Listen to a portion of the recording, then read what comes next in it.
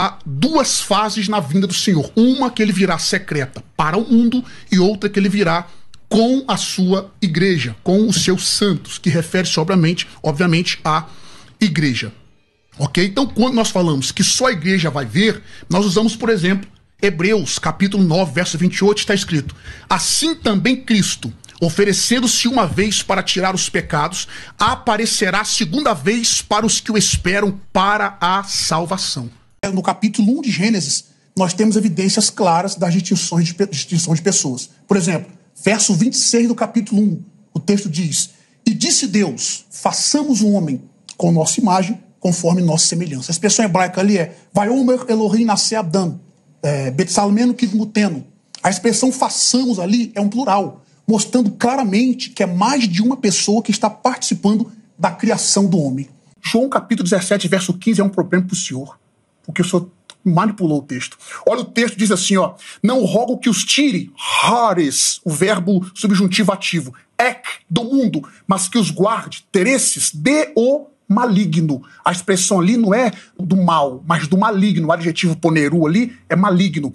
A expressão grega ali é uk erotor rina ares autu ectus cosmo al, que entra na segunda causa. A preposição, a conjunção adversativa al rina teresses autus ectu poneru. A parte B está em contraste com a parte A, como indicado pela conjunção alá, que é uma adversativa, que inicia a segunda cláusula. Ser guardado do maligno é preservação de uma posição externa, não é guardar no maligno. Eu gostaria que o senhor apresentasse um texto, que a preposição ek, que a preposição ek significa guardar em, sendo usada com o verbo transitivo. Ninguém de maneira alguma vos engane, porque não será assim.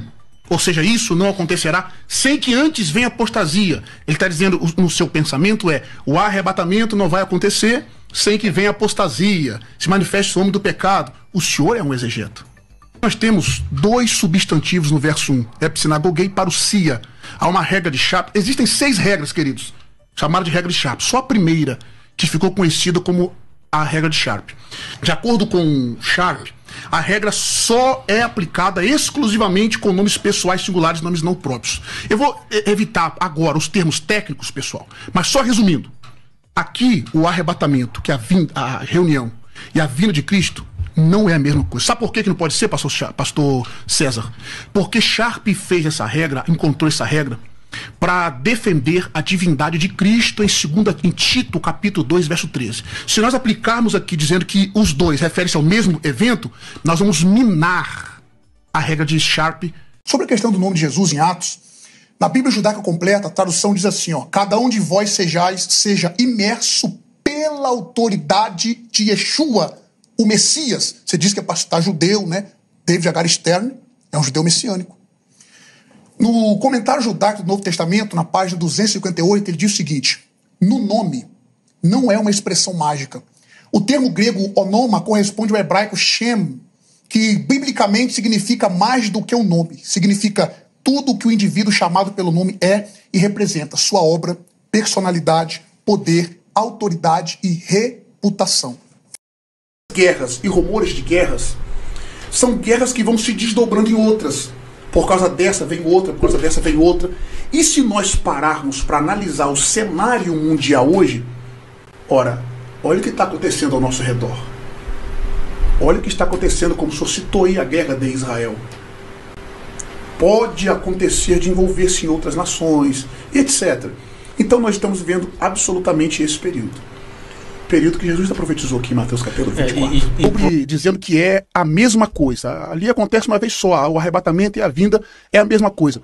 Faltou o senhor responder a pergunta que eu fiz. Onde está então ali, na vinda de Cristo em glória, a ressurreição, a transformação do corpo dos salvos? Né? Se é a mesma coisa, o senhor tem que me apresentar nos textos da segunda vinda. A ressurreição, correto? A transformação do corpo e a promessa de consolação. Porque na vinda de Cristo em glória, a Bíblia é clara em mostrar que haverá, na verdade, lamentação.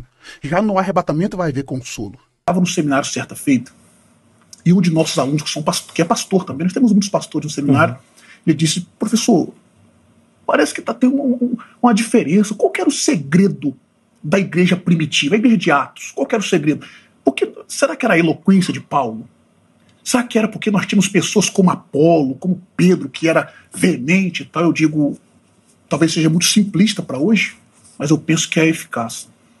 O segredo da igreja de Atos, Zeca, é que nós temos 28 capítulos de oração. Chegar no céu antes da tribulação no arrebatamento, e eu vou até brincar um pouquinho aqui, quando nós chegarmos no céu, pastor Elias, vou puxar pro nosso lado aqui, e os pós-tribulacionistas estiverem lá, por exemplo, quando eu ver o pastor César no céu conosco, antes da tribulação arrebatada, eu vou falar, senhor, ó, tipo Paulo, né? Paulo, tal, o pastor... pessoal que é pós, tal. Não, Paulo Olha era só, Paulo era ó, o papo. Ele Paulo, é Jesus seu queria- bagre saboado. Jesus Isso é, Cristo, Irineu, os Eu pais vou da dizer, igreja, todo mundo eu vou falou. falar assim, senhor, o senhor deixa eles no céu, sim, um Miss céu mais Policarpo. inferior, assim, Um entendeu? subcéu. Um subcéu, porque eles pregaram que a gente ia passar. Tipo, Policarpo fica lá, e aí você fica no céu melhor que o Policarpo.